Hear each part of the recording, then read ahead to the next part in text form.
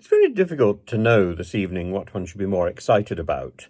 Uh, the collapse of UKIP almost completely in the local elections, or Mr. Prigozhin's unorthodox, unconventional comments about enemies in his own country, in Russia, despite calling Mr. Putin the greatest leader.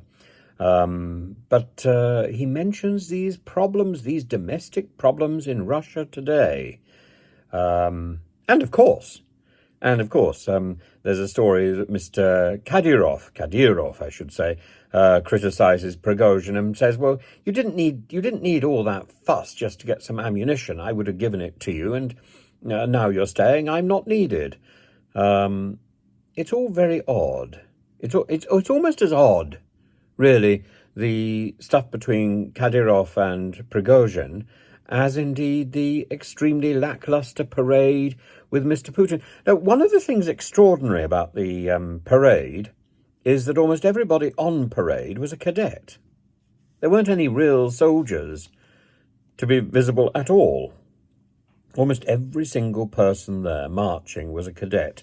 Almost every single person on the Red Square was a cadet drawn from the conscripts in and around Moscow itself. So nobody from the Ukraine, except possibly there were four soldiers in rather strange uniform, one of them slightly overweight, sitting on the podium, who I think were supposed to be from the Ukraine campaign. But it wasn't clear. The other coup, it wasn't an entire disaster, but the other coup was that Mr. Putin seems to have got almost all of the former Soviet republics to join him on the podium. Not Georgia, of course, because Georgia is quite defiant, but the leader of Kazakhstan and many of the other stans, they were all there. They were all there next to Mr. Putin, and one wonders what persuaded them all.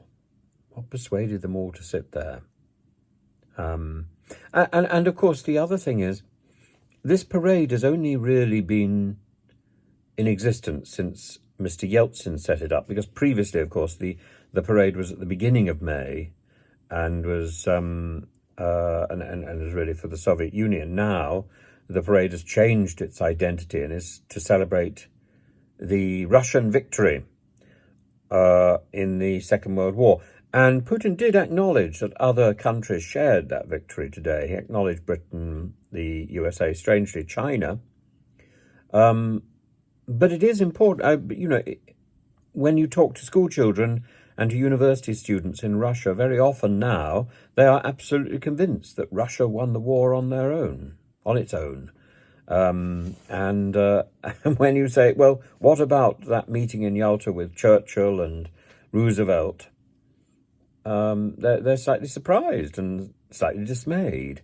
And one has quite a heated argument, as a rule, trying to convince them that Britain had anything to do with winning the war.